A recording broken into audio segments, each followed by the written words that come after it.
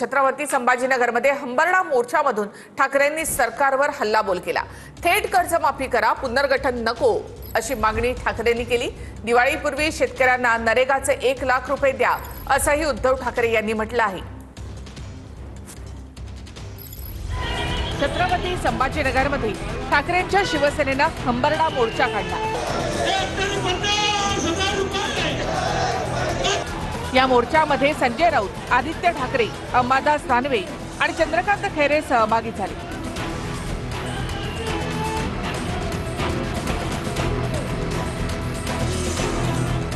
या हंबरडा मोर्चामधून उद्धव ठाकरेंनी सरकारवर हल्लाबोल केला।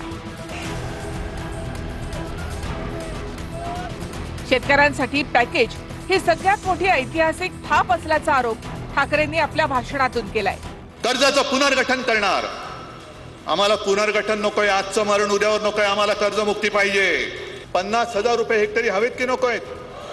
सगळ्यांना असं वाटलं रे 31,000 कोटी इतिहासातली सगळ्यात मोठं पॅकेज नाही, इतिहासातली सगळ्यात मोठी थाप मारलेली आहे सरकारने। हंबरडा मोर्चा कसला हंबरडा? जे उंबरठाई न ओलांडणारे आता हंबरडा फोडायला लागलेत। सत्ता गेली तेव्हा हंबरडा फोडला, खुर्ची गेली तेव्हा हंबरडा फोडला। सरकारनं कुक्कुटपालन तसंच दुधाळ जनावरांसाठी केलेली मदत ही तुटपुंजी असल्याचा आरोपही ठाकरेंनी केला। कोंबडी गेली तर एका कोंबडीला 100 रुपये। आता बाजारात जा आणि चिकनचा भाव काय विचारा जरा, किती रुपये किलो आहे? मुंबईमध्ये आता 150-200च्या वरती चालला असेल एका कोंबडीच्या, एका किलोच्या मटणासाठी, आणि शेतकऱ्याला तुम्ही 100 रुपयाची कोंबडी देता? अंडी कोण उमवणार? सरकार। एका गायीसाठी 37,000 रुपये। मला तुम्ही सांगा, 37,000 मध्ये दुभती गाय मिळते का? किमान किती खर्च येतो? 1 लाख रुपये, म्हणजे आम्ही हेक्टरी 50,000 मागतोय, इकडे गायच 1 लाखाची मिळते। सरकारच्या 31,000 कोटींच्या पॅकेजचं समर्थन करायला तयार आहे, पण एक अट आहे असं ठाकरेंनी म्हटलं।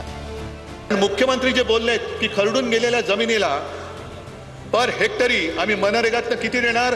3 लाख, 3.5 लाख। मग मी मुख्यमंत्र्यांना तुमच्या वतीने आव्हान देतो आहे की दिवाळीपूर्वी त्या 3 लाखातले 1 लाख माझ्या शेतकऱ्याच्या खात्यात टाकाच। आहे बरोबर आहे माझं म्हणणं?